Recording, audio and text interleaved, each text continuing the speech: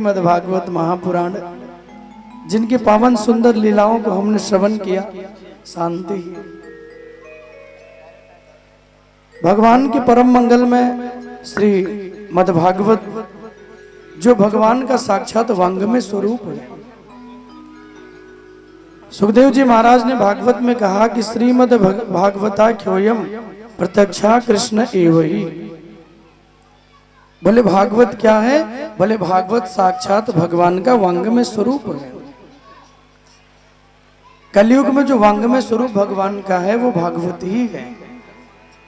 इसीलिए जो जीव कलयुग में भगवान को प्रणाम ना कर पाए वो श्रीमद् भागवत को प्रणाम कर ले तो उसे भगवान को प्रणाम करने का फल मिल जाता है।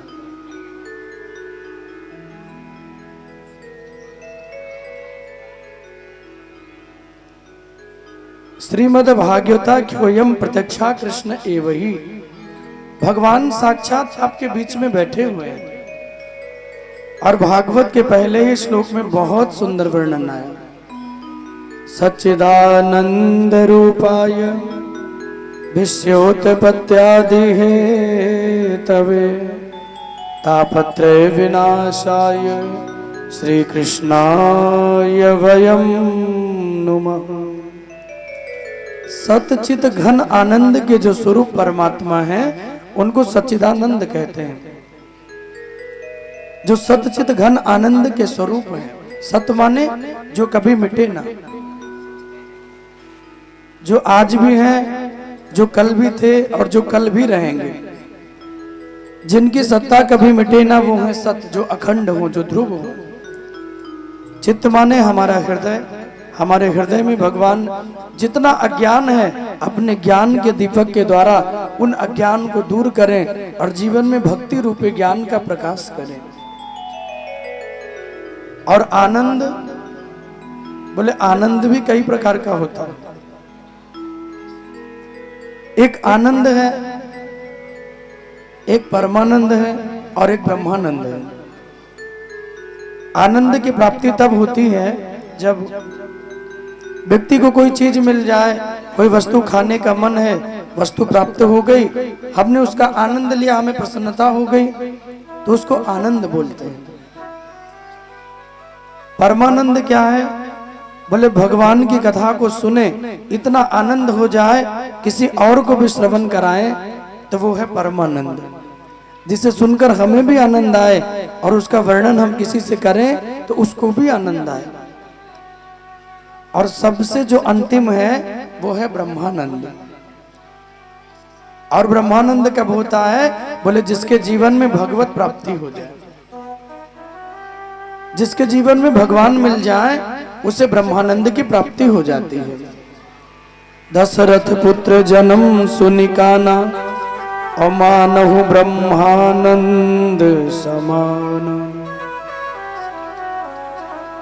दशरथ पुत्र जन्म सुनिकाना। महाराज दशरथ जी के यहाँ जब भगवान पुत्र बन के आए ना, सबसे ज्यादा आनंद दशरथ जी को हुआ।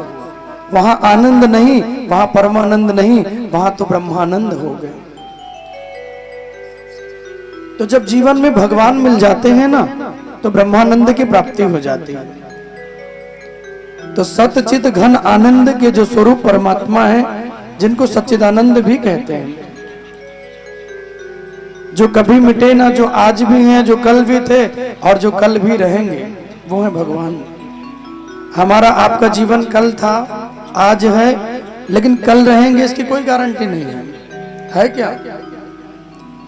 कल का नहीं पता। अरे कल तो बहुत दूर है। ए बेटा घूमो ना, बच्चों को लेके बैठिए, दौड़ाइए मत, कैमरा लगा है ना, खराब जाएगा, दौड़ाइए मत। हाँ बैठ जाओ, एक जगह बैठो बस। तो जो कभी मिटने वाले ना हो, जिनकी महिमा तीनों लोकों में गाई जाए, वो है सच्चिदानंद भगवान। सतचित घन आनंद के जो स्वरूप है। बोले इनके शरण में आने पे क्या होगा? बोले तापत्रय विनाशाय। 3 प्रकार के जीवन में दुख होते हैं। दैहिक, दैविक, भौतिक, तापा। एक शरीर का दुख है जो हमें बहुत ज्यादा है, एक दैविक दुख है जो भगवान के द्वारा मिला हुआ है। ये भी दंड ही है बाबा सिद्धनाथ की कृपा से। हम सबको ये श्रीमद् भागवत सुनने को मिली, ये भगवान गोविंद की अहेतु कृपा है। उनकी अद्भुत कृपा हमारे जीवन में हुई तो भागवत कथा का आनंद हमारे जीवन में आया। भागीरथी गंगा और भागवती गंगा, दो प्रकार की गंगा होती हैं। एक वो गंगा है जो भगवान के चरणों से निकली है। वामन भगवान के चरण को धुल के ब्रह्मा जी ने रख लिया और एक समय से वही एक धारा छोड़ी है जो गंगा बन के आई। एक वो गंगा है जो भागीरथी गंगा है जो भगवान के चरण से निकली है, और एक गंगा वो है जो भागवती गंगा है जो भगवान के मुख से निकली है। उस गंगा से भी ज्यादा पवित्र है भागवती गंगा, क्योंकि उस गंगा के लिए आपको जाना पड़ेगा, थोड़ा बहुत धन खर्चा करना पड़ेगा।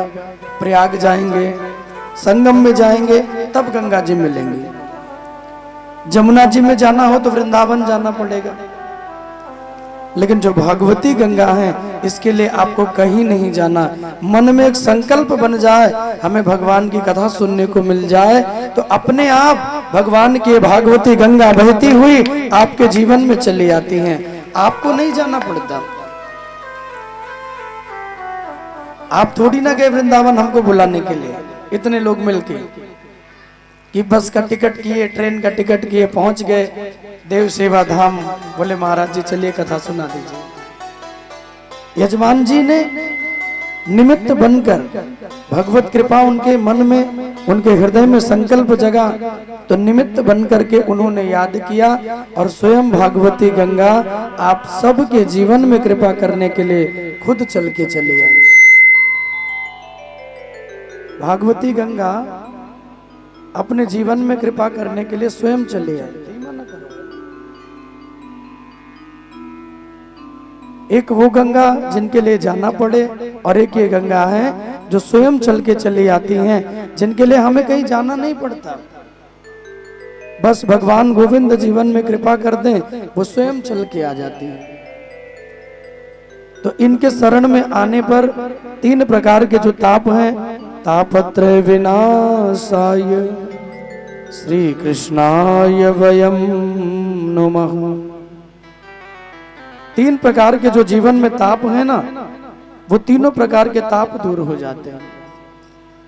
दैहिक दुख मिट जाता है, दैविक दुख मिट जाता है, भौतिक माने संसार के द्वारा अगर कोई दुख मिला है वो भी समाप्त हो जाता है। तीनों प्रकार के दुख दूर हो जाते हैं।